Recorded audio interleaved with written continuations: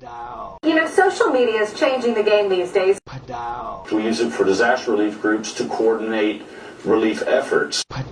So in the last 12 minutes on Twitter for Have Them Give, he's gained 167 followers. I've gained 200 followers in the last 12 minutes. Hey, Grant Cardone here, New York Times bestselling author and your #1 sales expert here on Twitter. This is Michael Nast. I call him the Nasty Man. And bam, I was on him like white on rice, baby. Unbelievable record 2011 year for me.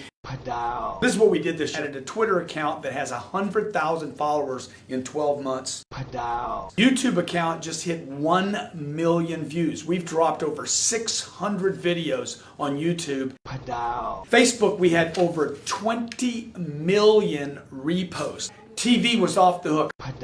Great having you out here, buddy. I look forward to doing some business with Michael Nast. Dude, Michael Nast, this was your idea. You pushed me to do this. How y'all turn this thing around. This whole production was done with less than 2 days feed. Everybody's like, what? And we got all the other stuff that we're doing at the same time. So it just shows you, man, commit, figure out the mechanics later. It'll work out. Hey, this is Michael Nast, and we're here with Brad Lee in the Bottom Line. That's right, motherfucker.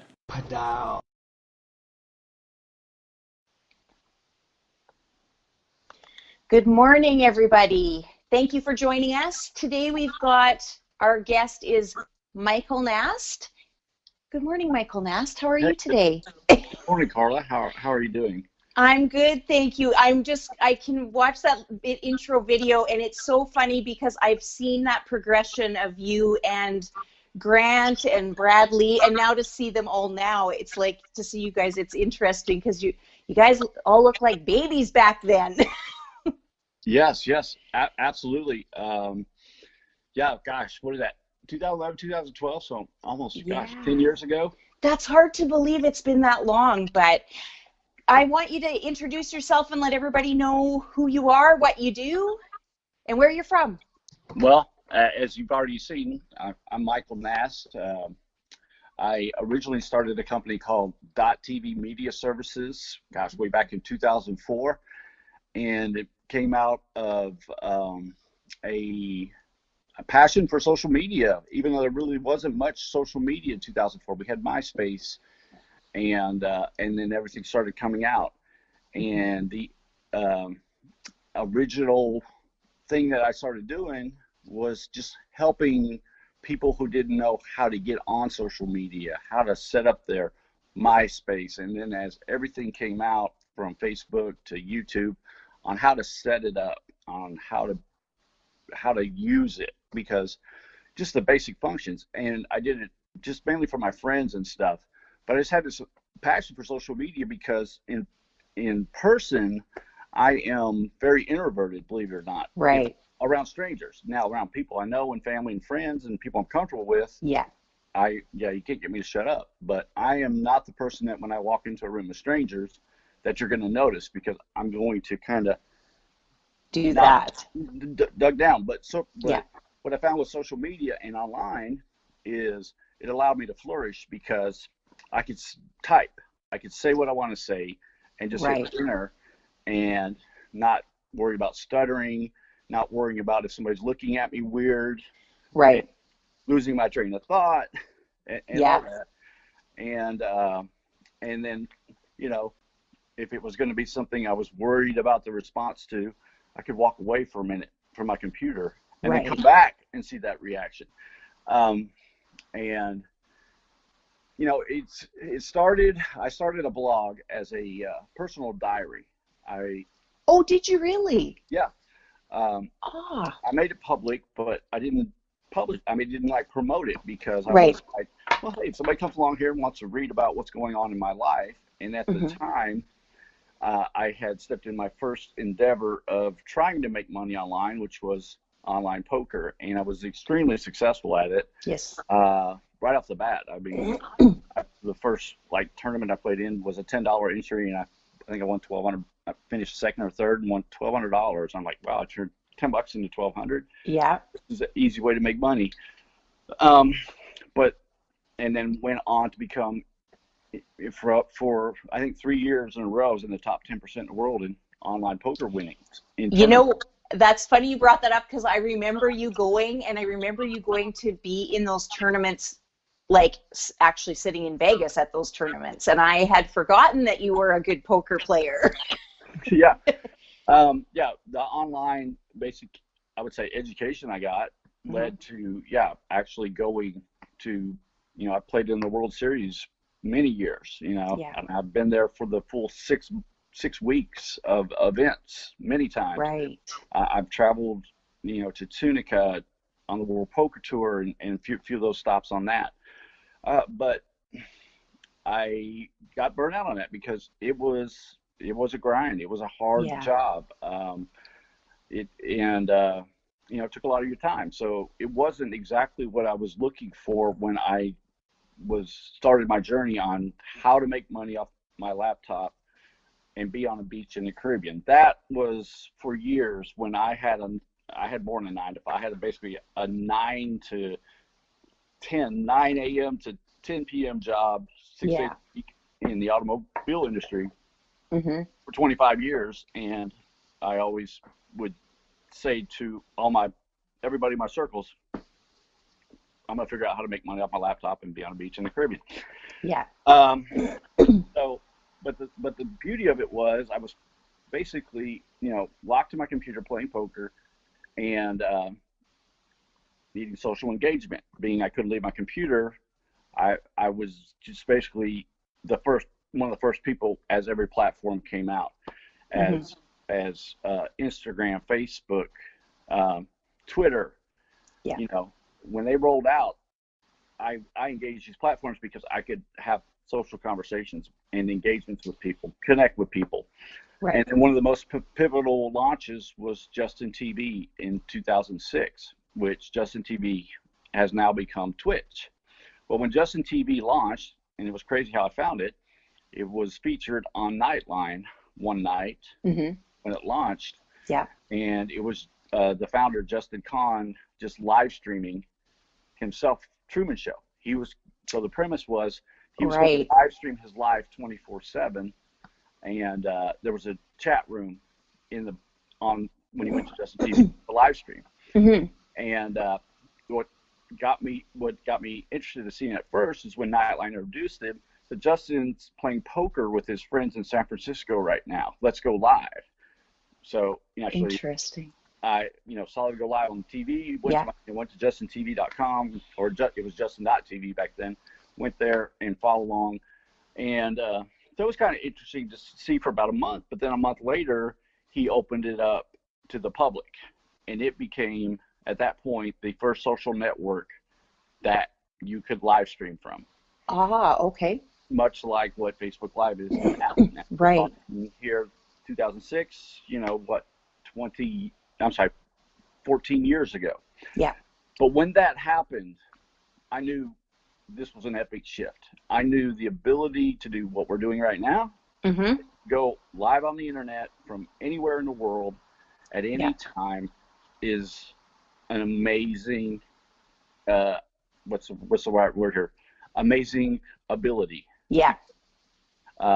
It just gives you just opens up so many doors to get attention to whatever's going on in your world. So I knew it was going to be huge, and I knew there was a lot of money to be made in it, and I knew who could figure out ways to monetize it first for going to benefit tremendously on it. What was funny when it first came out, people thought the way to monetize it was to do what Justin was doing, what they called it being a live caster, where you set up. Is that what it was called? Live casting, yeah. Oh, interesting. Yeah, Justine did it. I'm sure she's really huge on social media these days still. And a whole bunch of other people were doing it. And what they would do was either, like Justin, have a camera attached to them. Yeah. And you were like live life through their eyes, or there'd be other people that would set up a webcam in their living room. Right. And half the time, they're just living life, not even paying attention. And the other half, they would engage because there was always a chat room with every broadcast, so they'd engage the chat. And then there were other people that had shows, and there was a lot of drama going on in that community back then because very few people knew about it, very few people broadcast. So it was a very tight-knit community, which I started blogging about that. And it led to being the most read blog about live streaming from '06 to '08, which I featured all the drama, gossip, news, celebrities that made their first appearance on live streaming, how it was being used. Right. And there was a lot of drama between broadcasters and what was going on back then, and even the direction of Justin TV or Ustream or live stream. And then we had the clips of whatever happened the previous day that you couldn't find anymore. They were deleted or the broadcaster was banned because he did something bad, either anything from getting naked to hot on camera, just crazy stuff, or it was a celebrity that in the middle of the night. I remember Dane Cook came on in the middle of the night, and we were able to capture. He's like, didn't know who was this, and not thinking anybody would ever see this clip, and actually had that recorded, and my blog was getting probably anywhere from 100 to 250,000 hits a month, and I was able to learn how to funnel traffic. I could go in specific chat rooms or post and leave a link to something that happened on live streaming the night before, and link back where the blog article was. Immediately go to my side feed and just watch the traffic funnel. Well, all these ways I accidentally learned how to funnel traffic and all this other stuff, but I wasn't making any money from it. So so it was kind of frustrating. So I became a pioneer because I was one of the first people to monetize it seriously, because I said, let's take these live streams and get them on the Hollywood red carpets at the movie premieres, and let's get it on the fashion runways in New York when they do the fashion shows. So I pitched it to Hollywood. I pitched it to New York. Let's set up a lot, victoriasecrets.com/live. I think one of the first movies was one of the Superman movies. We did superman.com/live, directed all the traffic there. We'd have the live broadcast, have a chat room where when the stars came down to where we were interviewing them, the fans could ask questions online. And then around the broadcast screen, you've got all your call to actions and click funnels and merchandise. So click here to buy click here to buy movie tickets, click here to see whatever, to all these call to actions to even monetize it even more. And then the same thing with fashion and all that. And so, that was one of the things I became well known for in the industry. And then the shift to social media, which I never planned on happening. I never planned on doing what I do now. I never planned on going viral or being in the position I am now. But I had developed a following through my what I'd done in both the online poker and live streaming world, that I developed a following on all the platforms. And Charlie Sheen, this crazy pivotal moment in my life was Charlie Sheen getting fired from 2.5 Men. He opened a Twitter account, was the first person to get 1 million followers on Twitter in 24 hours. Back then, we all remember he was in the news every day, the Tiger Blood stuff going on. And so internships.com came to him and said, let's have a contest to get you a social media person, because he was constantly tweeting and making statements that, he needed a person. He didn't know what he was doing. Whatever, I don't get this, blah, blah, blah. And so just out of a whim, I entered it. And, I was like, I got a decent following. And at the time, now I had 21 blogs. Wow. 21 blogs at one time. Everything from conspiracy theory to, you name it, how to play poker, all kinds, offering poker lessons, all kinds of stuff. And then, so I entered, we went through all these rounds, and each one was, a little more specific, submit your qualifications, blah, blah, blah, submit your website, submit your social media. So started with 91,000 people, I believe, entered. We get to the final round, and they send me an email. It was like a Tuesday morning. It said, final round. We need a 2-minute max video. You can answer 1 to 3 questions. And the questions that I could pick from, first was, what's a company using social media best and why? The second is, you're advising a political candidate for office. How would you get them elected via social media? And then the third was, if you were the social media director for a major humanitarian relief organization, how would you raise awareness and donations in light of an epic natural disaster?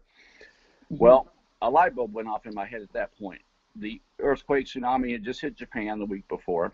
Yep. Charlie is looking to make a comeback.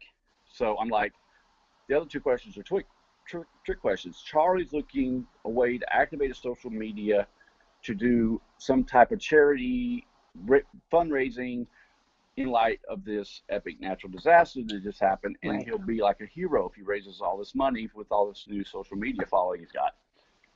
So I came up with an epic idea of a 10-day, 240-hour live broadcast, for the first time ever, a live broadcast on what was at time LinkedIn, Facebook, YouTube, all the platforms that were around in 2011. And I titled it hashtag Have Then Give and 10 by 10. And it was a simple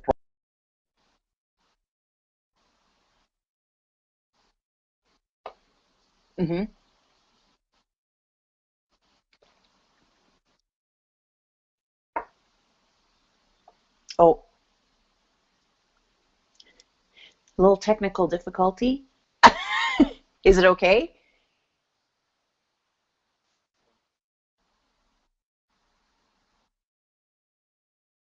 You can hear me?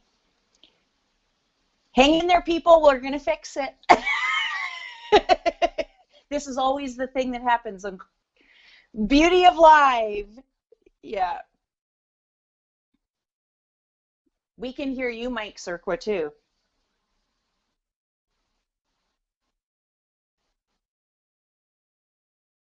So he's asking if he can be, should he go out and come back in? Yeah, okay. Okay. We're going to play a video, you guys, if you can still hear me. I'm hoping you can, but we're going to play a little video of what Michael was doing. And hopefully he'll be back with audio.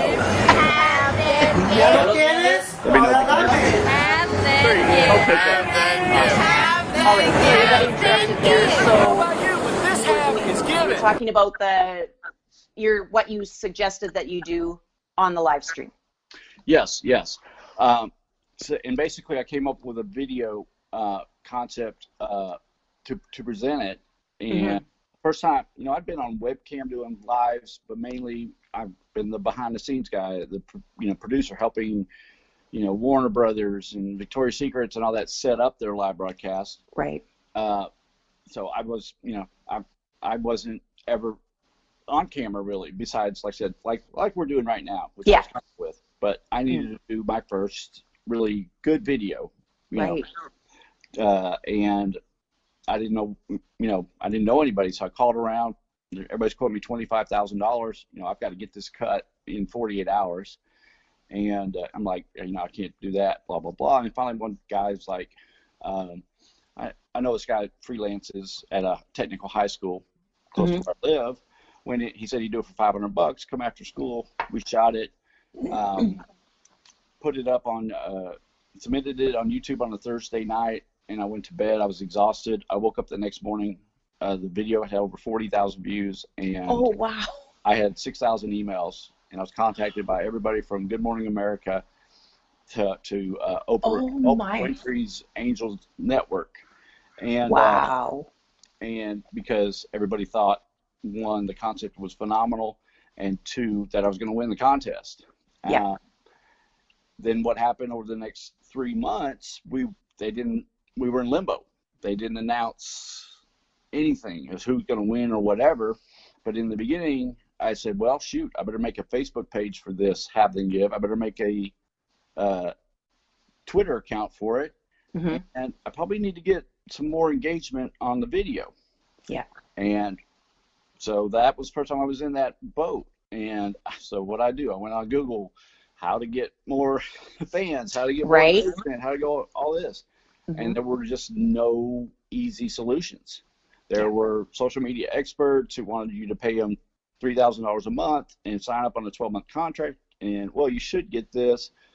And I'm like, well, what if I don't? Well, sorry, and then the only solution I could find at that time was paying Facebook.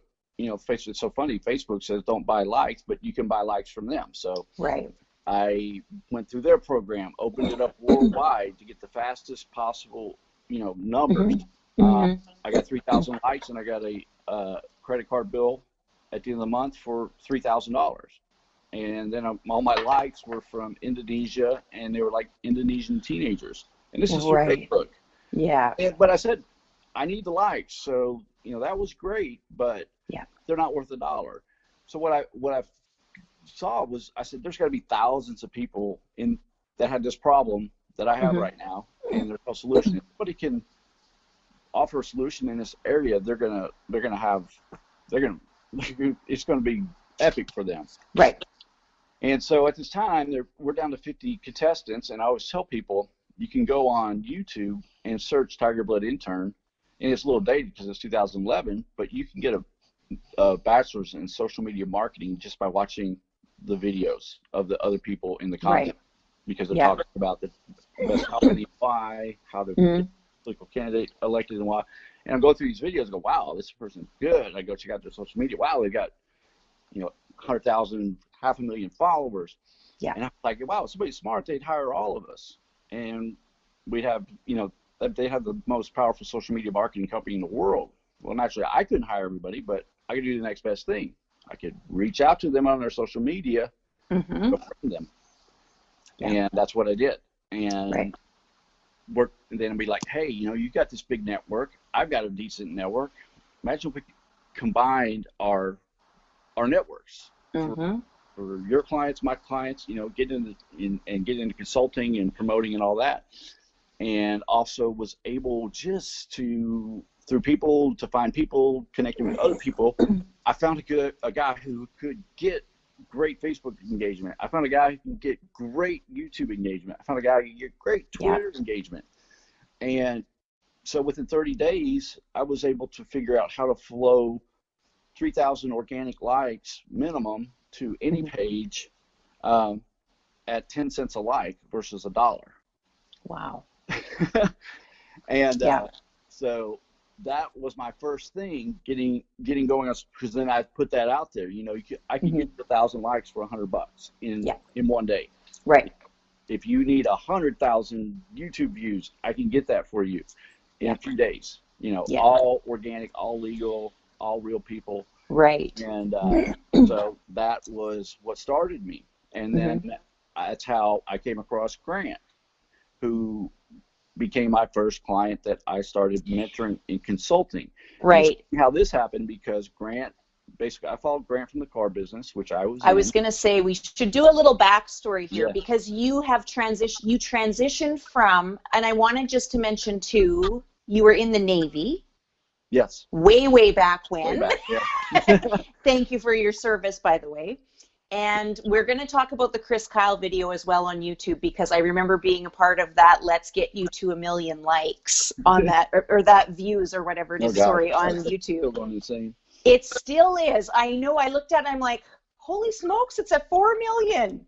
Yeah, 4 million views. It gets, I think, right now, anywhere from 600 to 700 views an hour organically.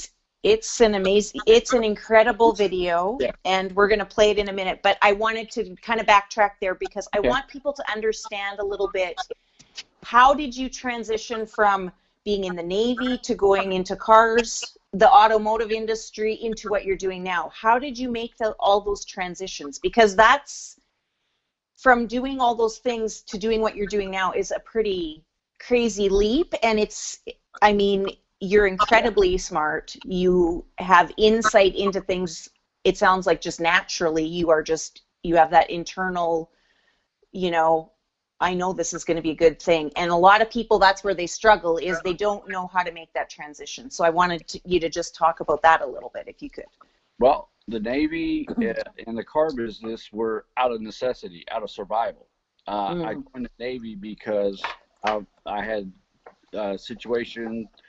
My father died when I was 14, and my mother went to jail when I was 18, and I had to give up a baseball scholarship to go home and work, and because I had a little brother, and somebody had to pay the mortgage and bills, so I do all that at 18, and then I succumbed to addiction and became homeless at 18, and that's why I had to join the military. I didn't join the military because I wanted to, or it was like, I joined the military because I needed food and I need a place to live, and it also worked out as probably the best rehab you could ever go to is boot camp. And then I was shipped out of the country for the next 3 years and kept me away from everything.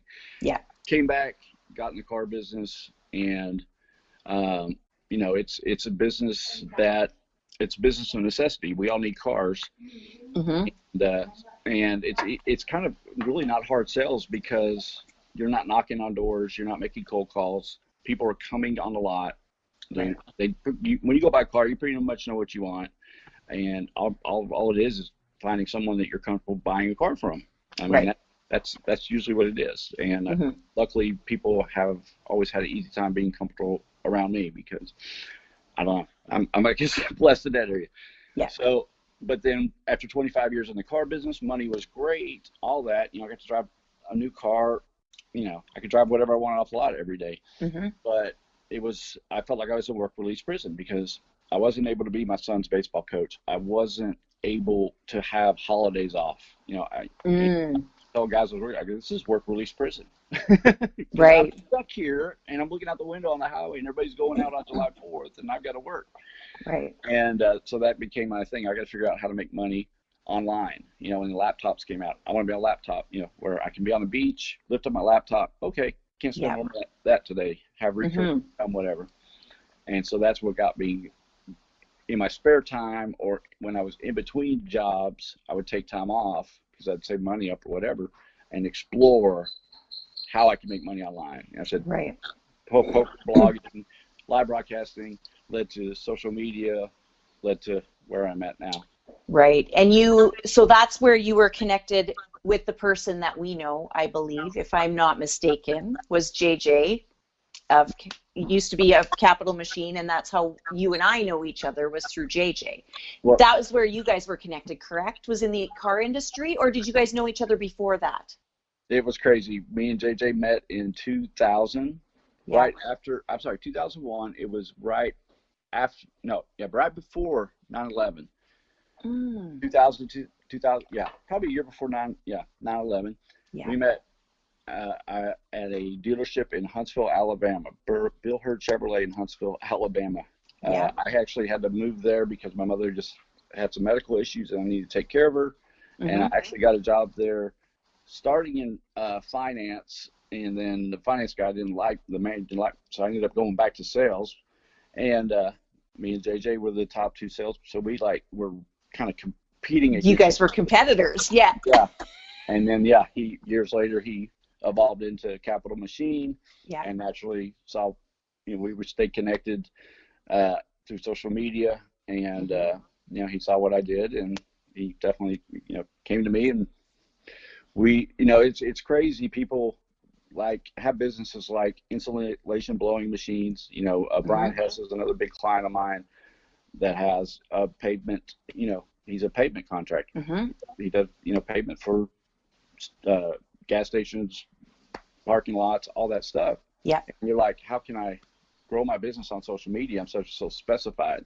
Well, JJ has shown that. You guys have shown that, yes, you can through social media. And, Brian's personal experience, a year after basically going through my mentoring and training, has made over $6 million off a $10,000 investment with me. So crazy. Yeah, it's crazy.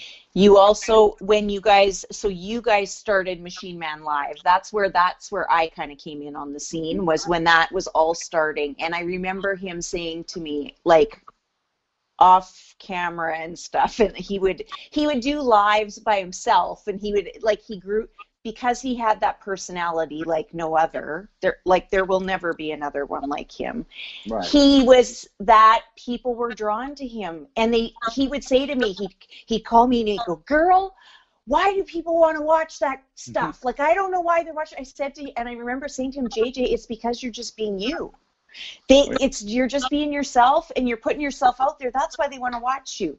And then you guys grew into Machine Man Live, and you had people on, like you had, if I remember right, was the first person you guys had on, was it Lee Haight? Yeah, we had Lee Haight. We had Pat Harrington from Bad Boys. Yeah. But yeah, Matt Monero was on there. Yeah, Matt Monero came on. Yeah. Daniel Gomez, Detective Daniel Gomez was on. From the TV show Cheaters. Yeah, and yeah, we had a whole bunch of others. Yeah. The baseball player, I just talked about him before. Yeah, Yes, Rusty Greer. yes. Yeah. You guys had a number of good people come on, and I remember him. He would do lives, and he was like, that was his natural way, because he was just being himself. And then I remember him sitting there, and he was so nervous to interview somebody. But as it went on, and this is what I tell people I work with, the more you do it, the easier it'll get. Yeah, it's like, I tell people, it's like riding a bike. I mean, Yes. Another thing that evolved for me was, my TV career. I started in 2011, coming to the Drew Pearson show as I set up their live broadcast to live stream when they taped the show on social media way back in 2012, because I was the expert to go to. Yeah. It led to me suggesting a segment called Just Ask Drew, taking questions from social media, which the producer said, well, now you can host this segment. And then I went from host for 3 or 4 years to last year I stepped up and made the decision to be, the show, nobody wanted to take the reins of the show. The executive producer had moved on to different travels. I stepped up and jumped up as executive producer, completely back where I'm comfortable behind the camera. So yeah, I mean, what this show, and that's what's crazy. What I do from TV, video now, one of my biggest passions now is creating video. I have if you look at my sizzle reel on my website and all that, it's creating these videos now. One of my first projects was with Tony Romo for the National Fantasy Football Convention, and they just gave me full reign. They said, we just need to get people to sign up, to buy tickets. And so it's just taking that vision in your head and translating it to film. Yeah. It's almost like being an artist, from a painting to whatever. Now you've got this piece of work that, changes lives, because it helps people reach their goals. And, it's just, it's like the most satisfying thing I've probably ever done.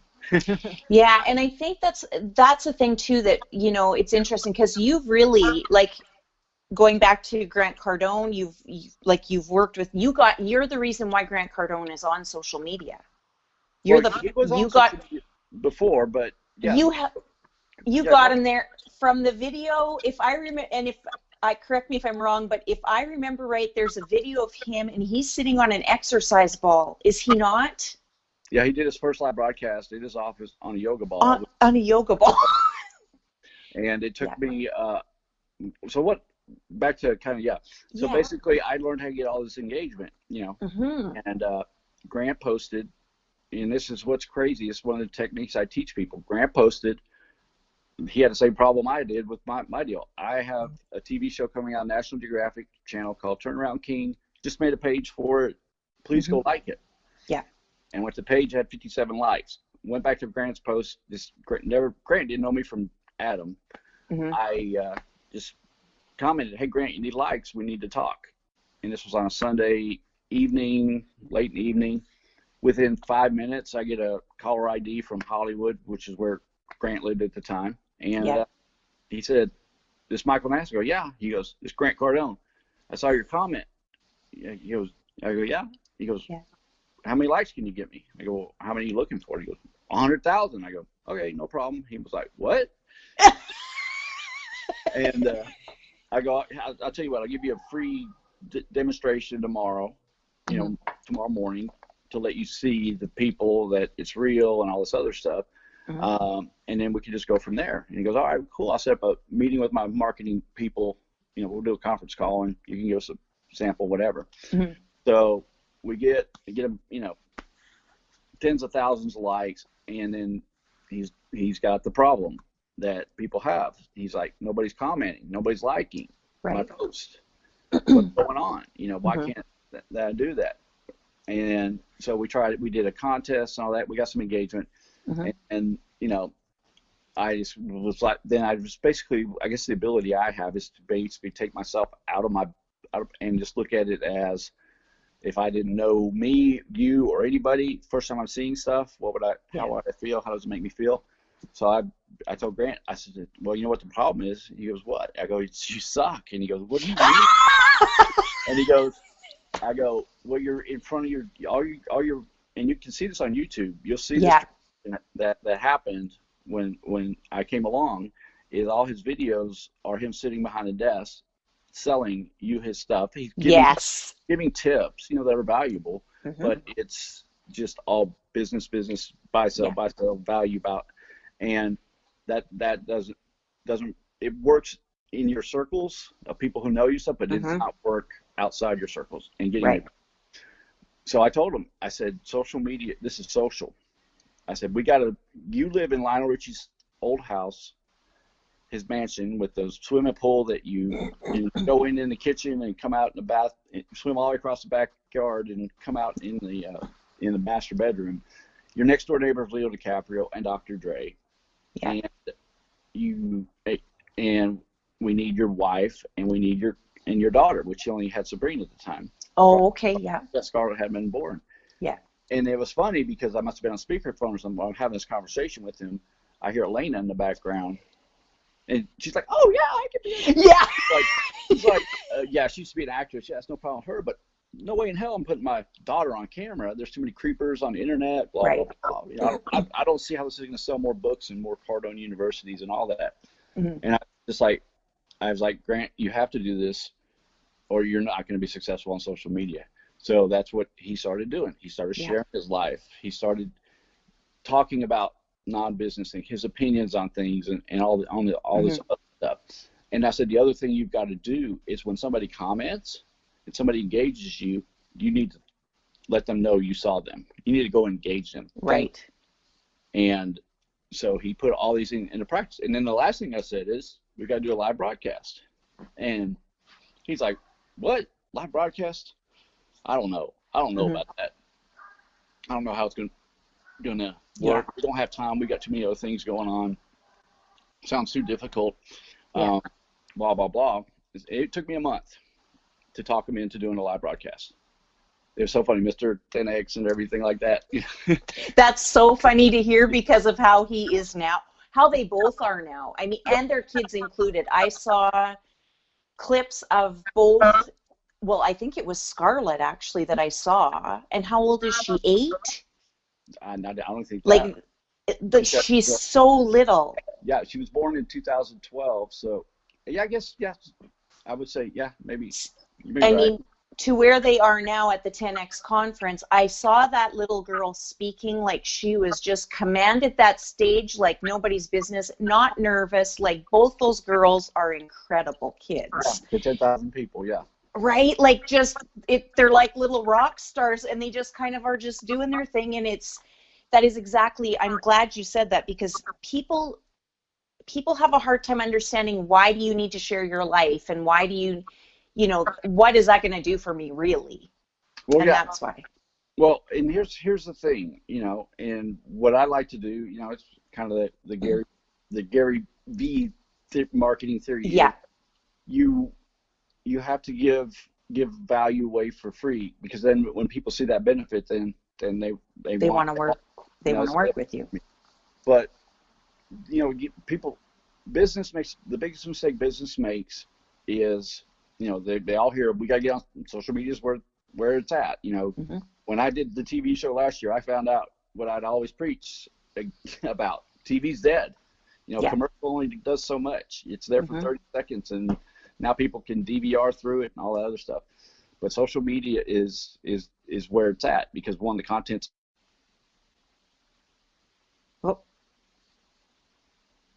Oh, we lost you. Your audio's off.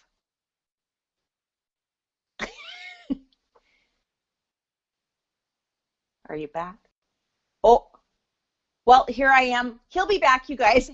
I'll say while we're doing that. Oh, there he is. There he's back. No, well, here, I just found out. When you get an Amber Alert on your phone, it kicks you out of the list. Oh, is that what it is? Okay. Yeah, I just got an Amber Alert, so that's what happened. Got it. Yeah. But going back, business, everybody, I got to get my business on social media, blah, blah, blah. Well, the problem is you come with the marketing mentality that you're used to is, I've got to push market, buy. So, here's my product, blah, blah, blah, all business, all push. Well, that doesn't work on social media, because we don't go on social media as consumers to buy anything. Yeah. We go on there to engage conversations, to do anything but that.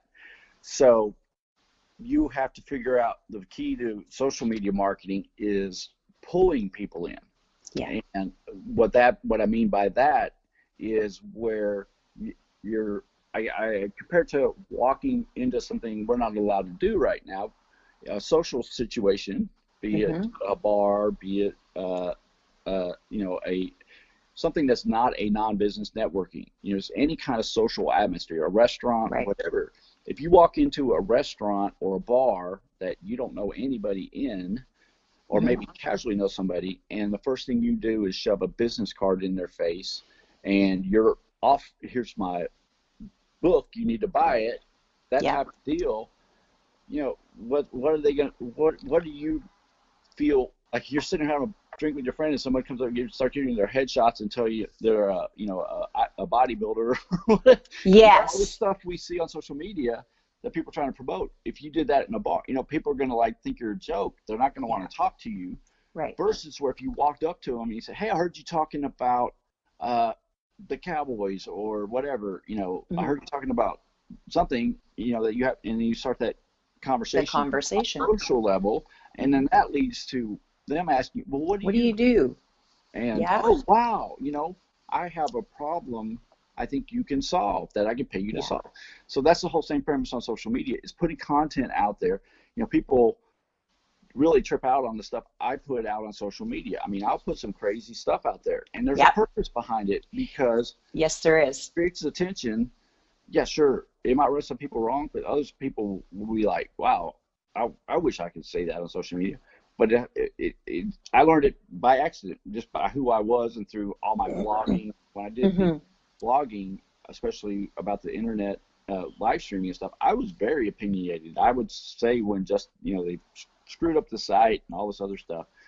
And it just translated. And then what I found was people would say, man, I love your post. I would get this direct message. And then at the same time, I went and looked at your business. I looked at your website, and I need to hire you. Right. And I basically had developed a marketing strategy just by being me. And then I found out, it's crazy. It's called technically trolling. Some of the trolling I did was creating phenomenal amounts of business for me. Right. And that became something I known to do, known to basically pioneer. It's called troll marketing. And people look at troll, I think bad, but there could be good trolls. Yes. Yes. Let's say there's an expert in your field as a doctor or whatever, and they're giving out information that is not correct, and you're another doctor. And let's say that doctor is got a TV show, or that doctor has 100,000 followers on Twitter. If you go to that doctor's post and put a link to a blog post you did on why he's wrong and call him out, well, guess what happens? Yeah. He might check it out and start a conversation with you back and forth on social media that all his followers, all these people see. Right. Or even worst case scenario, people not following that one post in the comments are going to see your post, his followers, and basically you're pulling those people in. And then another thing that I have been credited with developing is what I call endorphin marketing. We have all these people pitching us, selling us text marketing, email marketing and all that. Well, as me and you, once again, taking yourself out of your body and out of your business. When I get a business text or I get a business email, I usually don't pay attention to it, and it's annoying. It definitely doesn't release endorphins in my head. Right. But if I get all of a sudden this random person just followed me on Instagram and just liked 2 of my posts, and then they commented on one. What's the first thing you would do, Carla? You need to comment and like on that. No. Respond. Say, somebody's not following you, and they just did that. What would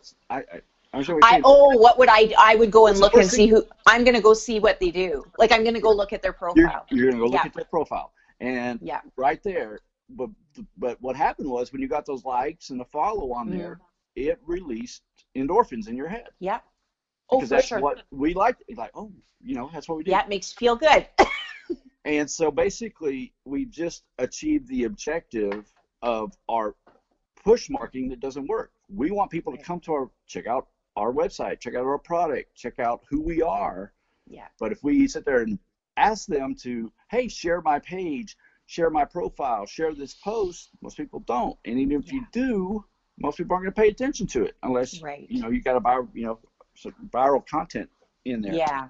So the steps that I teach, and like I said, I learned this by accident because I was just normally that way. I would go through my news feed every morning, like everybody's, and not realizing that is causing people to come look at you every day to feel good about it. Because if Carla's liking me every day, I like her.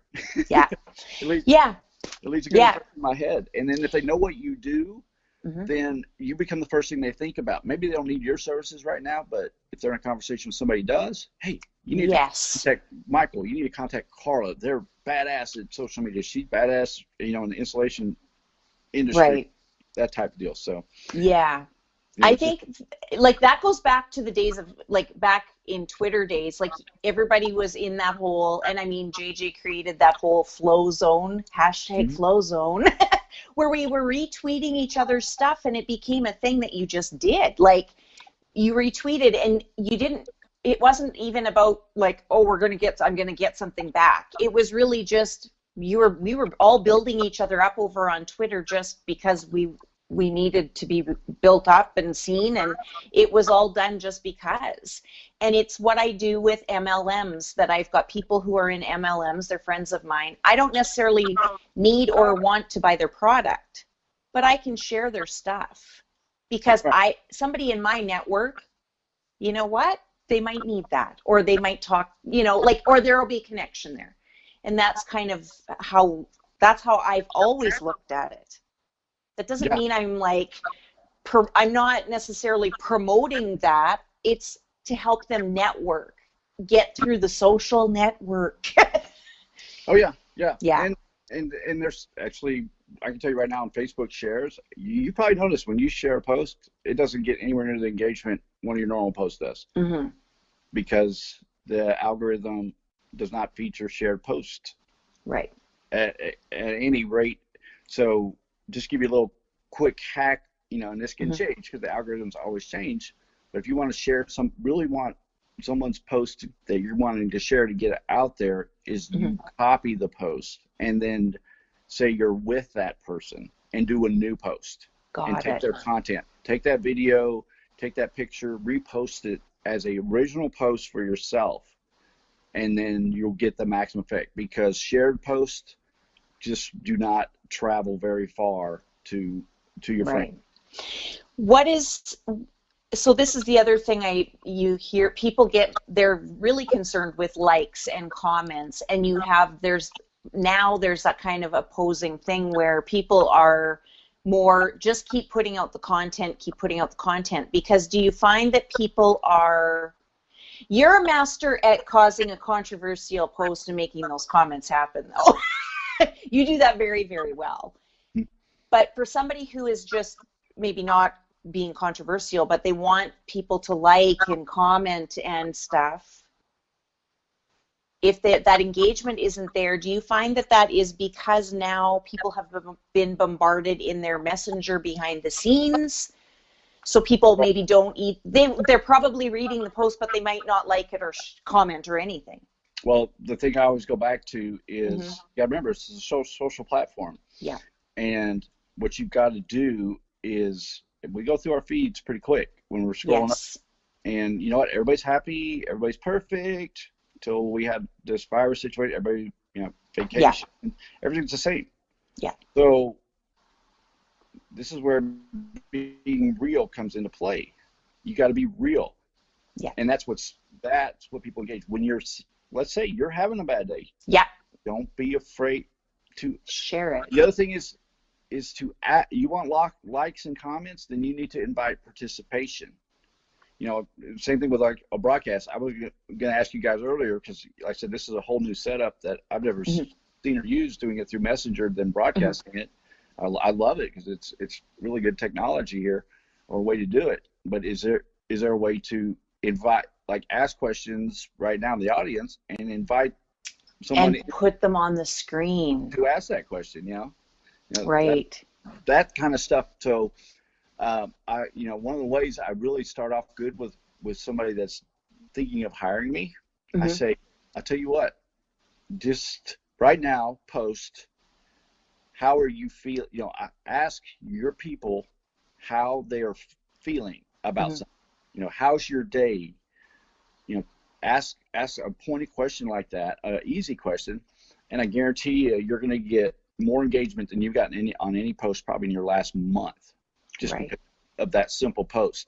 So that's one thing you want to do, because we love to participate. We want to be asked questions. We want to participate. We don't want somebody telling us how great you are and all that. Just imagine if you posted right now, what is the one thing you hate about me the most? Put it in a GIF below. Right. Those are things. And see, when you do that, you're like, well, I'm not selling my product, or I'm not getting done what I need to be done. Well, you're doing another thing. You're getting the algorithm. You're getting these people to engage your post. So now that they're commenting and you've got a back and forth going, now your content's going to be in their feed more than it was, because they're paying attention to you more. And the other thing is they pay more attention to you. People that hate me pay as much attention to me as people who love me, because they don't know what I'm going to say next. And what's funny is Donald Trump uses almost the same technique. People don't realize Donald Trump says shit he knows is totally bogus a lot of times just to piss off the idiots on the other side. Yeah. He trolls them. He knows if I say this is going to make them go nuts. But in the other, it's going to, one, make my people love me more, and two, get me the headline on the news tonight. I mean, this media that hates him does not realize they got him elected. They are the reason he got elected, because they paid so much attention to him in the beginning, because it made their ratings go out the roof. And if they just would have ignored him and all his little tweets in the beginning and everything, if they just would have he's stupid, put him off to the side, he would have never won the nomination for the Republican Party. It's funny because I've had this conversation before with people, and just like they'll be so angry at something that's been posted, and I'm like, don't give it any attention. The more attention you give it, guess what? The more it's going to be out there. People love that drama. They love they're just, that's the thing they're drawn to. And I guess when you were talking about the live streaming, I wanted to touch base on that again, because that is the birth of reality TV. What you guys were doing. That's really how all of that came to be. Well, yeah, and I tell people, because they're so worried about being perfect and having a good brand and product. Well, I said, what TV show do you know out there that is live besides the news?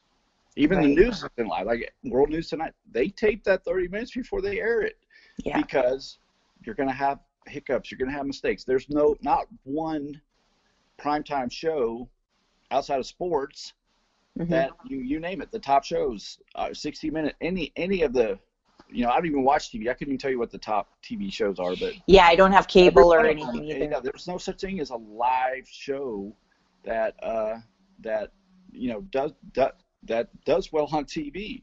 So but and the other thing too, when I started doing lives and stuff, 10, 15 years ago, it was news, because nobody, you heard your friend was doing a live, you're like, wow, what is that? How are you doing that? And what are you doing?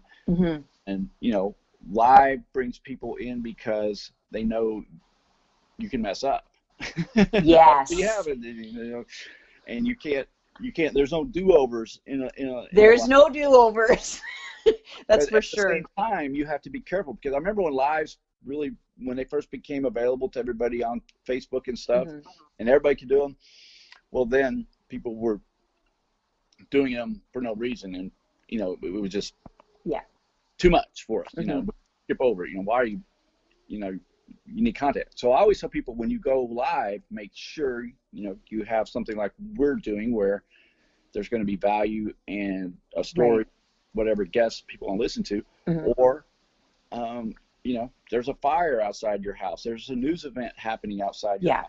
There's something really important. Now, of course, a lot of things we're talking about here don't apply to a large majority of people on social media, because they're not looking to sell anything. They just want to connect with family and friends. So do lives on whatever you want. Do video. Don't listen to anything. Do whatever you want. We're directed towards people like that call me and say, hey, I want to be the next Grant Cardone.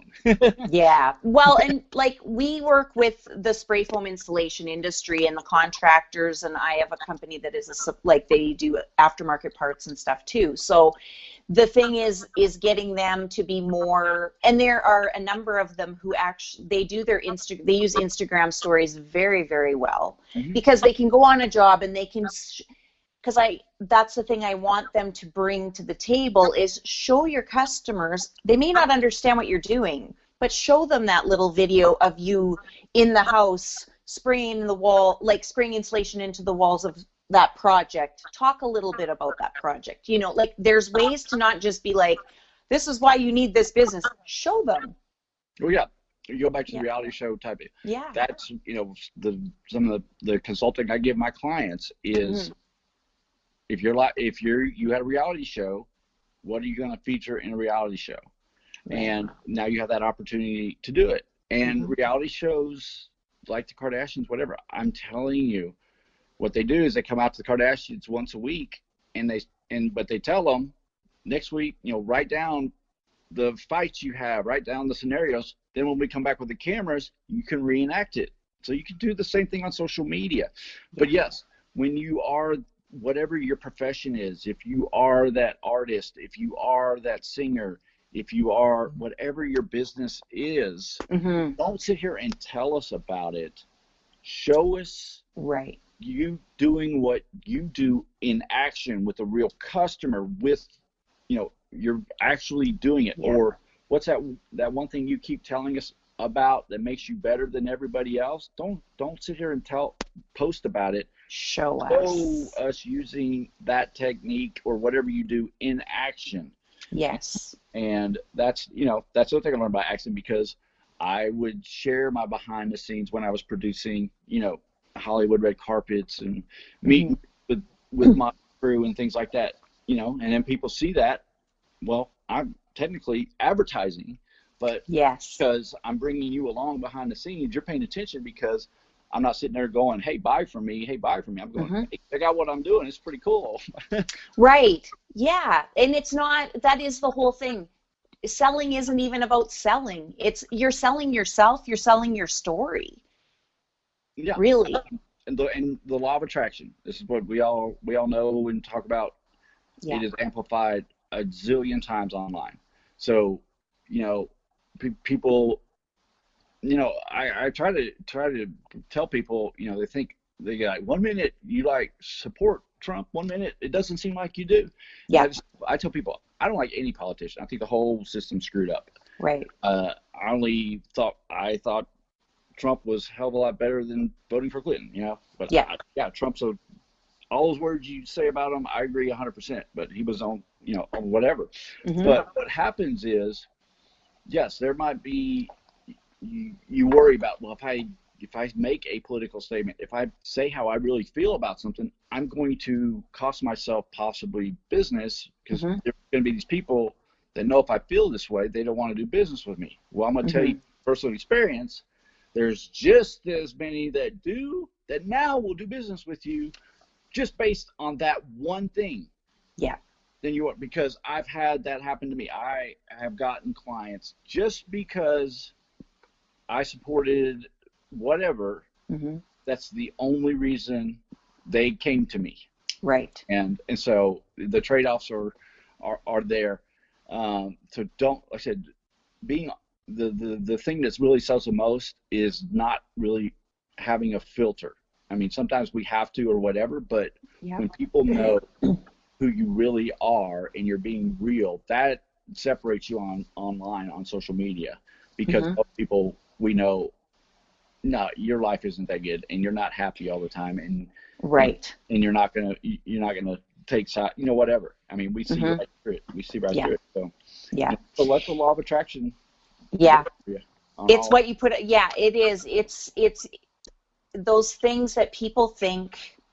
I think people think that, and I have this conversation a lot. People think, well, social media is a waste of time, and it is like it's useless and all these things. And I think I had a conversation with somebody recently about being in a group related to our industry and them thinking that's just a place where everybody goes and comments, whatever. And I said, but you have to look at that very differently, because you can take those comments, you don't have to agree with them, and you don't have to like them. Pick out what they're saying, because they're being honest right now, and you're getting feedback like you would never be given if they were talking directly to you.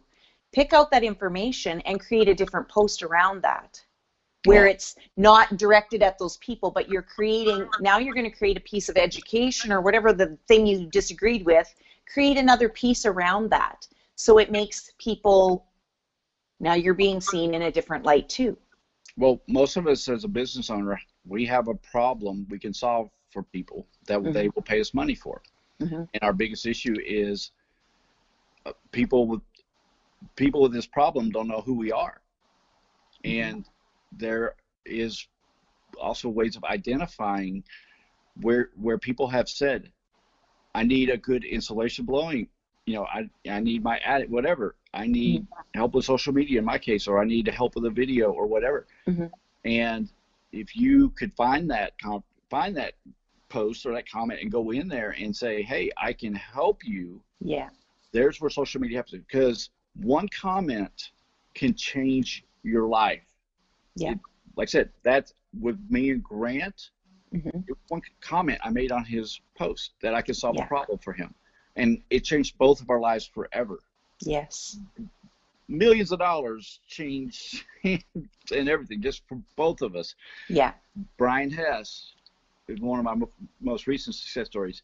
He made one comment and it netted him $1 million on a $1 million contract on a concrete paving job, because I taught him how to find the people to look for, what to do, and then so when people say social media, whatever, it's because they haven't had that life-changing moment. They haven't been where, wow, I made one comment and it got me a customer that brought me $1 million in business. That's right. And until that happens, till you get paid, it is for 99% of people, it's a waste of time. And that's what I knew when I first got into social media, is I just loved it so much. I said, yes, I need to figure out how to make money off it, or I'm going to be wasting my life and I'm going to be broke. Right, exactly. You also have worked with Brad Lee. Yes. So that was, now he has his own I know I follow him on Instagram. I don't follow him as much on Facebook, but he does the Dropping Bombs. Is that the name of his? That's the name of his podcast. But what was the one that you started him with? We started his YouTube initially with The Bottom Line.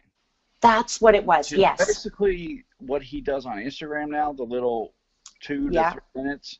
Mm-hmm. We started that on his YouTube. But with Brad, it was almost the same process as it was with Grant. Mm-hmm. I met Brad through Grant, and Brad, I saw the superstar that he could be. Right. At first, and the first time I met Brad in person was at the technically first GrowthCon was in Cancun. It was just called a 10X seminar back then. Mm-hmm. It was about 50 people. Right. And it was the first time Brad ever publicly spoke. This was in 2014. Yeah. And I was like, we need to get you going on social media. And he was just like one of the people you said there, yeah, I don't know, whatever. I don't get it, whatever. Mm-hmm. And it took me 2 years. And then finally Did it really? I was in Vegas playing in the World Series, went and visited him at Lightspeed BT, and I said, you need to set up your own studio, just, and then he hired me, did the mentoring program. And then what I do with people like him, I teach my clients how to walk on their own. So when you want to be on that level of Grant Cardone, how to set up your studio, your live broadcasting, who you need to hire, the video guy, all this stuff, the graphic guy, versus outsourcing and having to pay for it every time you want to have it all, how to set up the processes in-house for Facebook ads, for Instagram ads, how to do it all internally to where, if I died tomorrow, you're fine. You can still go on. Yeah. And that's something that, like I said, when I first got needing social media help, I saw that the industry was just full of fraud, basically. These people that would take your money and basically you'd be getting copy and paste Gary Vee stuff in what they're training. Yeah. Not offer you any guarantees and try to put you on yearly contracts that would cost you all kinds of money, that you had to pay them money every month, and regardless if you got any success or anything. So I just really, I'm just going to mentor you for 3 months, show you how to set the processes up, and now you can walk on your own. And you're going to know so much that you can actually do what I do now. If you want to add social media training and all that to your business, you'll be able to do that. You could translate that. And then the only thing you're going to need me for in the future is when, say, a new platform comes out, or you need help with content. Hey, I got this coming. This, like with Grant, we formulated the whatever it takes. I came to him, and it was almost the same concept as what the Charlie Sheen social media contest I was in. Make a video why you should be part of this, and this will be a journey. Come work for type deal. Yeah. And that's kind of, and that translated to Hank Norman, right? Matt Monero, on and on. Judge Graham helped out, and then my biggest really, I think, thing that happened after Grant. Remember Grant was in Hollywood at the time. Yeah. I connected through his personal assistant.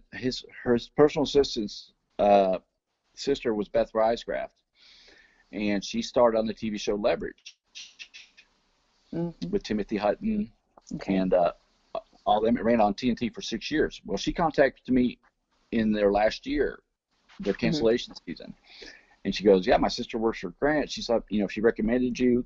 I know I need to get my social media going because they're canceling the TV show this year."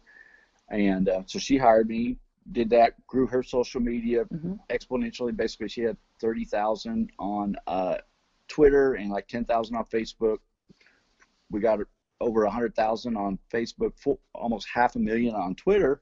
Yeah. And then she comes to me and says, "Hey, the People's Choice Awards are coming out.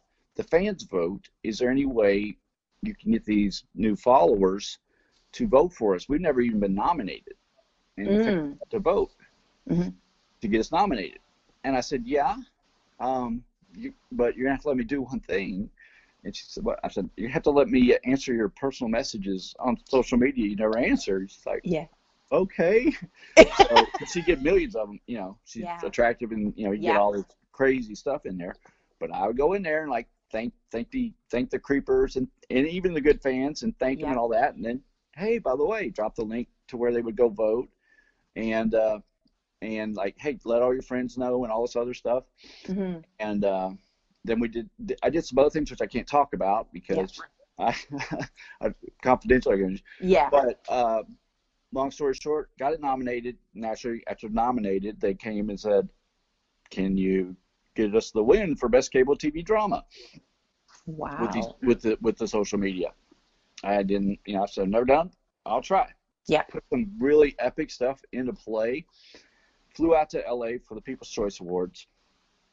We win. Have a big party. Get back to my hotel room at 2 a.m. I'm like, pretty, yeah, feeling pretty good. Pretty couple sheets of the wind, probably. Yeah. And, I lay my head down and my phone rings in the room, and they go, "Mr. Nast, there's a limo out front for you right now." And I go, "What?" They go, "Yeah, there's a limo driver saying he's here to pick you up." Mm-hmm. I'm like, okay, whatever. So I went down like in my sweats. I'm just like, I don't know what's going on, whoever it is. Is this a joke? Yeah. Yeah, whatever. If they're trying to drag me out to go party later or whatever, I'm too tired. Yeah, I'm ready to go to bed. Yeah. So I go down there, and the guy goes, "Mr. Nass," I go, "Yeah." He goes, "You might want to change." And I go, "Why?" He goes, "Because you are the personal guest of the President of Warner Brothers at the Academy Award nominations this morning." Oh, because my. when they do the nominations, it's like in LA, it's like at 5 a.m. because they do them on the morning shows, and so on the East Coast, so that's like 3 a.m. But Oh, wow. So I ran upstairs, changed. I remember sitting down there. I was like on the second row. It's not that big of a place where they do the nominations because they're saying who are going to be the nominees. Yeah. And I sit down, and then I had the president of Warner Brothers sit on my left, and then the president of Paramount sit on my right. And the first thing the president of Warner said to me after shaking my hand, he goes, "How in the fuck did you do that?" And he was talking about Leverage, which was a show winning the People's Choice Award for Best Cable TV Drama after airing for 6 years and not getting even nominated. Right. And that just opened a door for me in Hollywood. I've worked with probably 50 to 60 A-list celebrities behind the scenes because naturally nobody in that, wants anybody to know that they're being helped. Right. Of course. They're doing social media on their own. Yeah. And then contracted with Warner to help them with all their projects as they release them and new artists and basically do all the stuff that they were having issues with, or paying Facebook, YouTube, and Instagram a lot of money to do, because to them engagement before they released a project was paramount to them. Yeah. Because they say, like, if we have a new Batman movie come out, and that first day we release the trailer, we release the Facebook page, we release the Instagram. Well, it doesn't have any followers because it's the first day. Right. Well, a critic or somebody could mistake it as the movie sucks, not realizing, oh, we just released the page, the video, the trailer, 10 minutes ago. Yeah. Thinking, oh, wow, it's only got 100 views, blah, blah, blah. So their thing is they wanted, before it's released to the public, we want our Facebook page to have over 10,000 likes. We want the video to have 50,000 views. We want the Instagram to be followed by as many people. Yeah. So that is what they brought me into, and then also to help mentor people that didn't have, didn't know what they were doing on social media. And then, I've gotten that phone call from like Robert De Niro's, I don't know, person or publicist, and saying, "Mr. Nass, we heard you're in Hollywood. Would you like to meet Mr. De Niro for lunch today?" I'm just like going, So crazy. You know, it wasn't, yeah, it was what, 5 years ago, I was, you know, the general manager of a car dealership, a nobody. And now I have like people I looked up to my whole life in the movie industry and stuff. Right. And they're asking me if I have time to go to lunch with them because they just want to pick my brains and see what I can do for them. So yeah, it has been an amazing journey. And to anybody that's watching, you know, like I said, everything I do now, I have no formal education in. I just learned. I don't know what to say. You're self-taught. Trial and error, and just, I guess, being blessed to be able to look at things from a perspective of not having any attachment. You know, like when I would get that big name client, I didn't go in there and kiss their ass and say, "Oh, you're so good," all that. I would tell them, like I told you, "You suck," or what is not be, you know. And it's funny because I'll get new clients, and they don't understand why I haven't like went over all their content and posts and stuff. Right. And I go, because I don't want to be clouded. I want to be that person you're trying to attract that's never seen you. So I want to look at it that perspective. Yeah. And so see what you put out, and then tell you, be able to say, not come from that side where, oh, I see you are value, all this stuff, but see where I'm not getting the value here, you know, in that perspective. And yeah, it just surprises a lot of people because they're used to that. Oh yeah, you're great. We're going to be able to do all this for you, blah, blah, blah. And then I do the same thing with clients. There's not everybody I can help. There's singers that suck. There's movie guys that they have a shitty movie. Yeah, exactly. And I filter that. I mean, if I can't help somebody, I don't want that on my, you know, I don't want somebody out there saying I paid Nast all this money and I didn't get anything, because that doesn't look good for me. So in a polite way, I'll either say I'm too booked or too busy if there's somebody I can't help.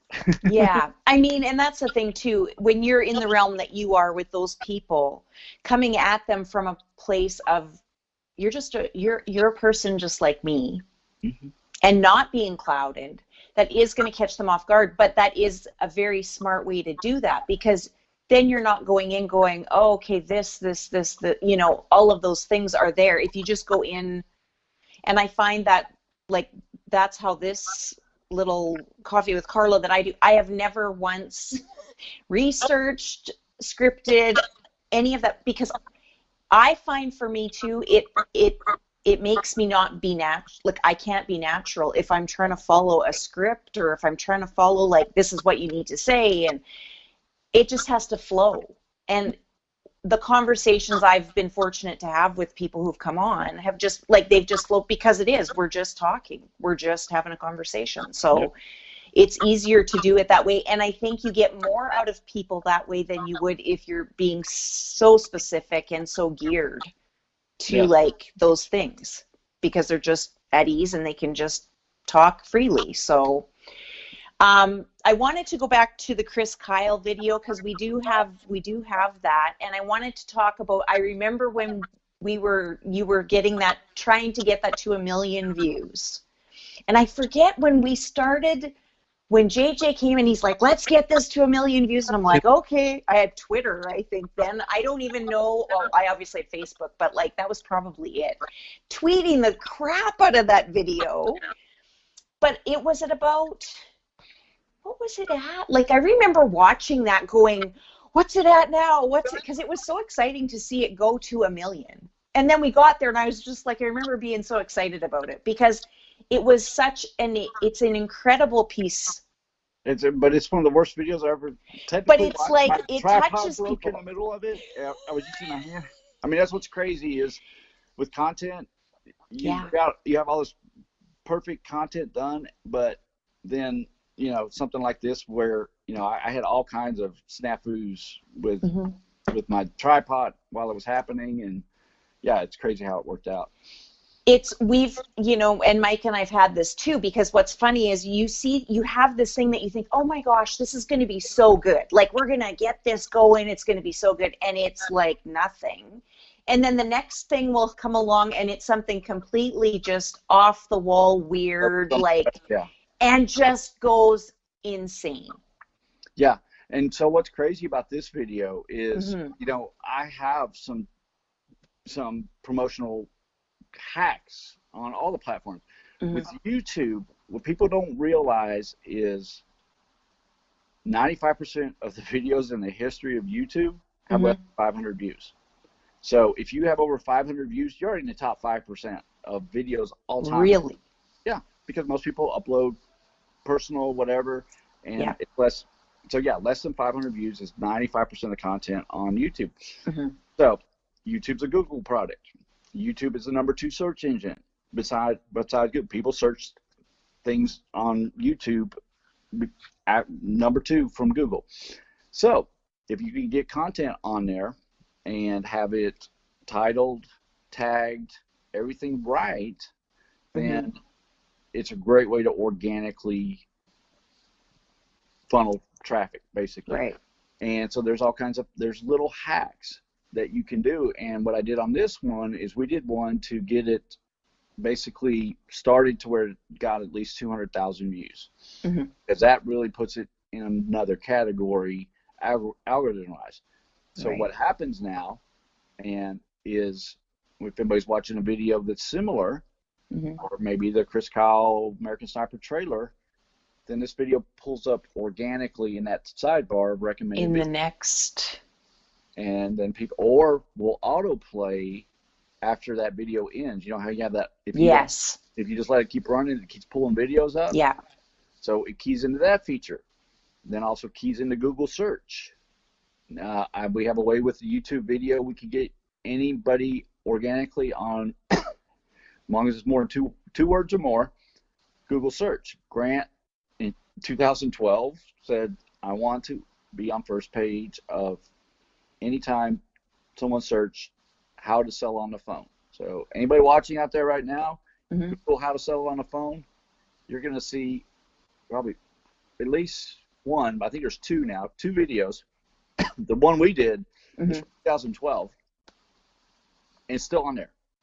What is this? 9 years later, organic first page, and this is not video search. This is first page, all results search, which you don't see videos usually on there. So you can imagine the power of being on first page of search with a video, because what do we, as people, when we go through search, we don't want to read a blog. We don't want to click to it. If there's a video right there we can push, we can do that. So there's a whole bunch of things. But the beauty of this video is, it's basically, I think it hit about, I would say that million mark, and then till the movie, it kind of just hung around there. And then when the movie hit, that's when it took off. And if you look at the comment, it's a debate board for whether Chris Kyle was the devil or an angel. Right. And I think there's close to 3 to 4. It gets 3 or 4 comments a day on it. And I mean, and the same thing with it. I mean, it just makes you and what sucks is because I had to use the music copyrighted soundtrack. That artist gets all the revenue of that video. Oh, is that how that works? Yeah. Okay, because I've wondered that, because it's like, how does that work with the music? Because I know on Facebook you get that whole thing where they'll mute you if you're using music, and you're not copyrighted and all that. So I've wondered how that works. Well, most artists are tied in to YouTube now to where you can use their music, and then they get all the money. Wow. And then there's a link on the video saying, if you want this song, this is where you can buy it. Got it. Now, there's some like Garth Brooks and stuff that, no, they aren't on it. And yes, your stuff will get taken down for using it. It's the same thing like your Facebook videos, they'll get taken down. Yeah. Using music. That's one thing that we hadn't even talked about TikTok or anything, but that's one thing about TikTok is their music library is so intense, and you have that ability not only once you posted it on TikTok, but now you can use that same everything on your on all your other social media. Yeah, let's talk about TikTok for a minute. I've just looked at the time. We've been going here for quite a while. I don't want to take up your whole day, but I do want to touch on TikTok because, again, this is where people think we're wasting time. yada yada, you know, that whole thing, because they're looking at it not from a business standpoint. How do you think TikTok is good for a business? How do they relate? Because TikTok, it is crazy, like the things I've seen from TikTok, like it's hilarious, but it's powerful. yeah. Well, the thing about TikTok is, this is what I tell people. You're going to learn the most by just going to your feed and watching, because I've told people, just go for 15 minutes, and then they tell me they ended up being on there for 4 hours. Mm-hmm. What TikTok really does, it's really a game changer. I think it's the next level in not only content, but social media. I made the mistake, for one of the biggest mistakes I ever made in my career was when Facebook came out. I was what they called a MySpace clinger.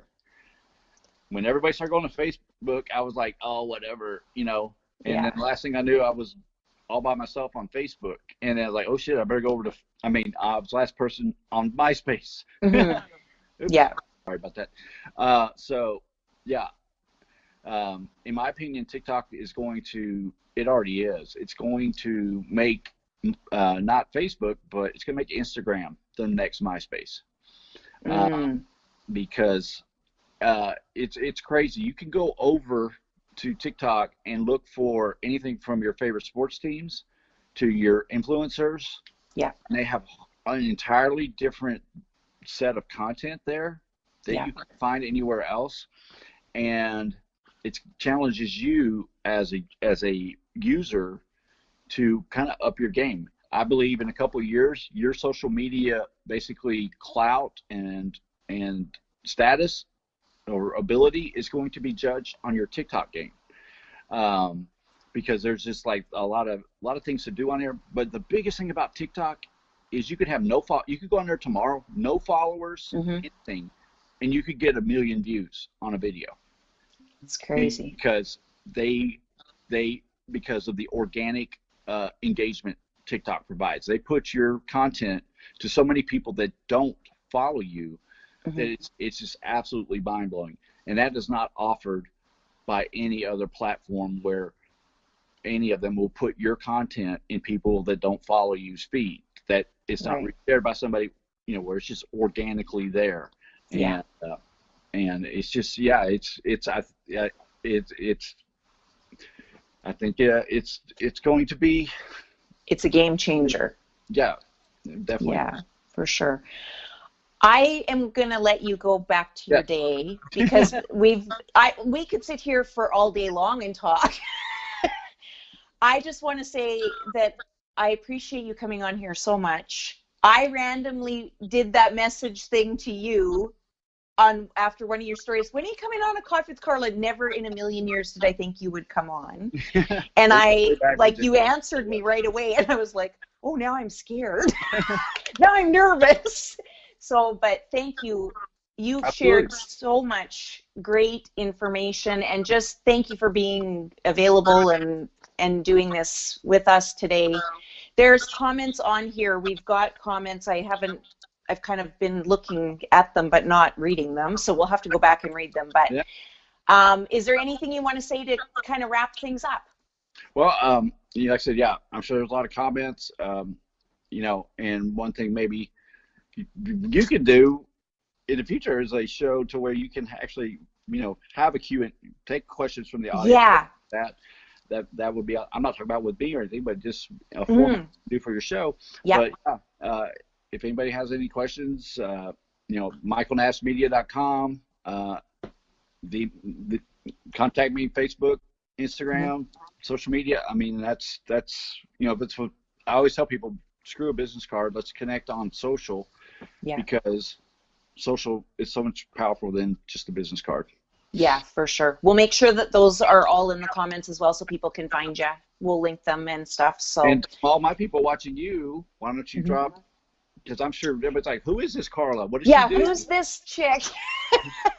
Facebook, you can find me on Facebook under Carla Airy Culinaires, A Coffee with Carla, Instagram at Carla J7, I think it is. LinkedIn, Twitter, all those good places. Twitter was like the place, that's where we all connected. I know it way back in the day. And so what problem can you solve for people? What can I solve for people? I think with a Coffee with Carla, it's really just about interviewing or having a conversation with people so their customers may get to know them just on a different level outside of their business and help them to kind of grow their space on social media. I'm talking about your professional life. What is it that you do? What do I do? What do people pay you to do? What do people pay me to do? They pay, so it's mainly tradespeople, and I help them with their social media. We do SEO, websites, and different things of that nature as well, and help them get online and be seen online and be found. Awesome. Yeah. I appreciate the time too, Carla. Thank you so much. And for everybody that watched and tuned in and commented, thank you so much for being a part of today. And we will catch you all next week. You guys do one thing today that brings you some kind of joy in this crazy space we're living in right now. And we will see you all next week. Bye for now. Bye-bye. Bye.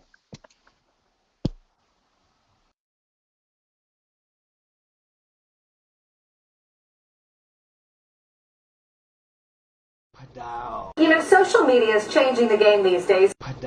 We use it for disaster relief groups to coordinate relief efforts. So in the last 12 minutes on Twitter for Have Them Give, he's gained 167 followers. I've gained 200 followers in the last 12 minutes. Hey, Grant Cardone here, New York Times bestselling author and your #1 sales expert here on Twitter. This is Michael Nast. I call him the Nasty Man. And bam, I was on him like white on rice, baby. Unbelievable record 2011 year for me. This is what we did this year. I added a Twitter account that has 100,000 followers in 12 months. YouTube account just hit 1 million views. We've dropped over 600 videos on YouTube. Facebook, we had over 20 million reposts. TV was off the hook. Great having you out here, buddy. I look forward to doing some business with Michael Nast. Dude, Michael Nast, this was your idea. You pushed me to do this. How y'all turn this thing around. This whole production was done with less than 2 days feed. Everybody's like, what? And we got all the other stuff that we're doing at the same time. So it just shows you, man, commit, figure out the mechanics later. It'll work out. Hey, this is Michael Nast, and we're here with Brad Lee in the bottom line. That's right, motherfucker.